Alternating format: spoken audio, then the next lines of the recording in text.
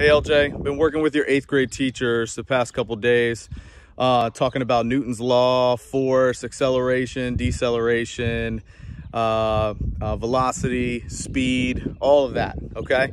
And today we're gonna do a little demonstration using a baseball, using our knowledge of the Newton's three laws, all of that, okay? All right. First thing I wanna show you guys is a baseball, okay?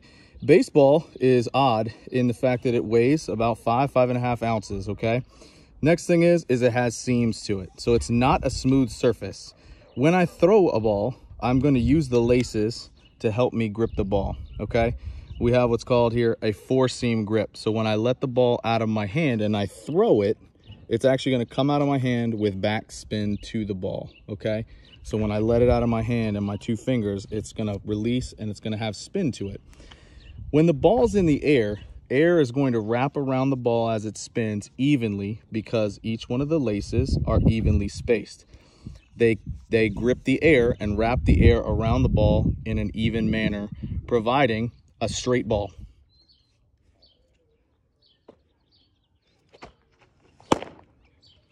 So in that last throw, as you saw, a body of motion, the ball, stayed in motion until acted upon by an external force.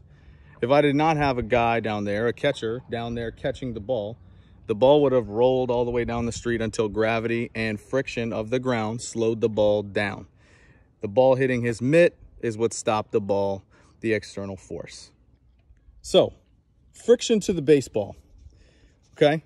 When holding the ball, I'm gonna hold it out here in the palm of my hand. I'm not gonna grip it real tight, okay? That is actually a different pitch, a changeup. I can actually throw the ball and slow it down by providing more friction to the ball by holding it differently, okay? Some of you may have heard this by watching baseball, but it's called a circle changeup. By holding the ball deep in my hand, providing more friction, when I throw it, the force that I apply to the ball will be negated or overridden by the amount of friction that I supply to the ball. Here's an example.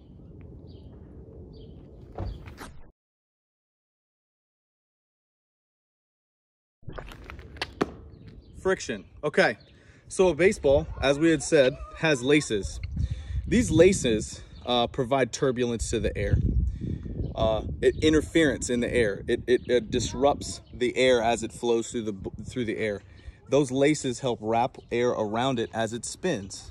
Okay, a baseball weighs exactly the same amount as a lacrosse ball. Notice the difference. The lacrosse ball is smaller. The baseball has laces. Because the lacrosse ball is smaller and doesn't have laces, do you think it will fly through the air faster or slower with less velocity, more velocity than a baseball? Now here's the catch to that. They both weigh the same. Okay, so we've talked about Newton's first law. Let's talk about Newton's third law, and we'll get to the second law here in a little bit. Newton's third law states that there's an opposite and equal reaction. From a pitcher's standpoint, this is a very, very big deal. The more spin that I can create with this ball, the more that I can do with it. Okay, so for example, if I can put a higher spin rate on this ball from a fastball perspective, what do you all think would happen? So, if a baseball and a lacrosse ball weigh the same, but one has less of a surface area disruption, it's less rough, it should fly faster. Now, take a wiffle ball.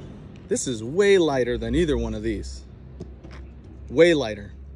But, can I throw it just as hard as I can a baseball? Let's see.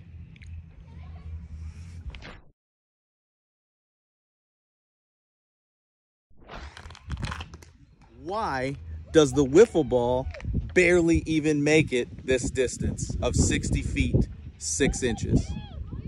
Okay, so we've talked about Newton's first law. Let's talk about Newton's third law, and we'll get to the second law here in a little bit. Newton's third law states that there's an opposite and equal reaction. From a pitcher's standpoint, this is a very, very big deal. The more spin that I can create with this ball, the more that I can do with it. Okay, so for example, if I can put a higher spin rate on this ball from a fastball perspective, what do you all think would happen? Now, you've seen fastball, you've seen a changeup. Now let's talk about the other big pitch that's, you know, hard to hit, the breaking ball, the curve ball, okay? It pertains to Newton's third law in this way. Obviously, we talked about how the spin rate of a fastball is going to have an effect on that, and you and your teacher discussed that. Newton's third law states that if I can provide an equal reaction to the ball, there's an opposite reaction. For a breaking ball, I'm going to throw the ball in a little different of a fashion. Instead of that ball coming out of my hand with my wrist snapping forward so that it has backspin, I'm actually going to grip the ball and have it come out of my hand the other way, out of the top of my hand. So when I let it go, I'm going to snap my wrist down and provide top spin to the ball, the opposite spin of what I did for a fastball. Now, I'm going to show you what that looks like here in a second, but before I do that, what do you think will happen if I spin this at a higher rate?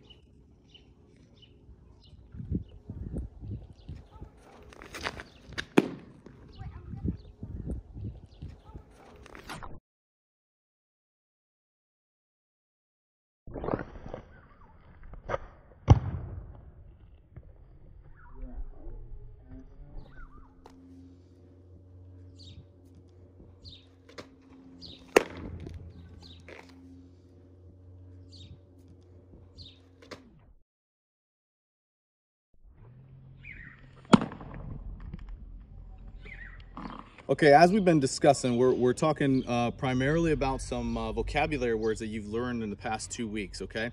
What I'm going to talk about right now is force. And in baseball, specifically with the pitcher, you supply force to the ground with your feet, okay? I'm going to supply force to the baseball by the way my motion goes, okay? So first thing we're going to talk about is potential energy. When I come set and get ready to throw the baseball, I have potential energy. I'm going to gather myself up into this ball and convert all of this potential energy into kinetic energy and supply force to the ground with my back leg here, into the ground and towards home plate. Okay? So what I'm doing here is I'm supplying all of my force to the ground and bringing myself together, and all of my energy is at the plate when I'm done. As you've seen from some of the videos, I get my arm accelerated after I bring my body together, okay? I convert that potential energy to kinetic energy. I'm accelerating my body and my arm comes across. Once I let go of the ball, I don't try and stop my motion right here. I actually provide my arm deceleration by continuing through the motion. So after I let go of the ball, I actually finish down.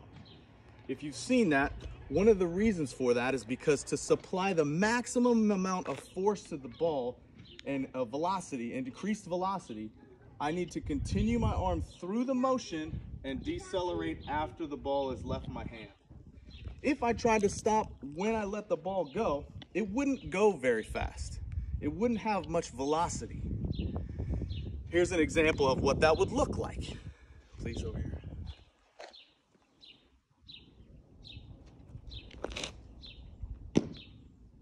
If I try and stop, that actually hurts, which is not good for your arm, but obviously I can't get my full range of motion, which doesn't provide as much velocity. Now, as promised, we're going to talk about Newton's second law, and that has to do with momentum and mass. So if all things are equal, and I'm ready to throw this ball just about as hard as I can throw a baseball or a lacrosse ball, what have you. If I'm ready to throw this ball, do you think I'm going to be able to throw it as hard as a baseball or not as hard as a baseball? Am I going to be able to supply enough force to this ball to have the same velocity as a baseball or not? Let's see. All right, folks, now here comes the fun part, okay? The knuckleball. As we've stated before, a body in motion is going to stay in motion. I have to put it in motion by supplying force to the ball.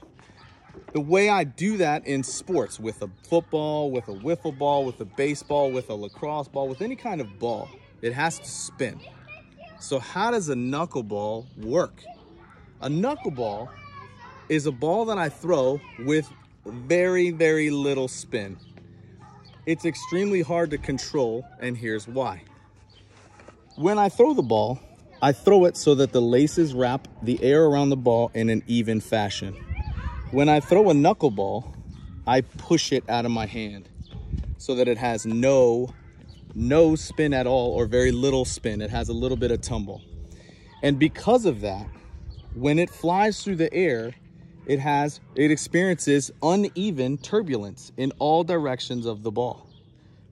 It is unpredictable, which makes it very hard to hit with a baseball bat. Okay, you guys might have seen this in soccer and football, where a ball is kicked with very little spin, and it's hard to determine which direction the ball will go. Okay, here's what that looks like. Now, because the ball's not going to have any spin or very little spin, I'm not really able to throw this ball very hard.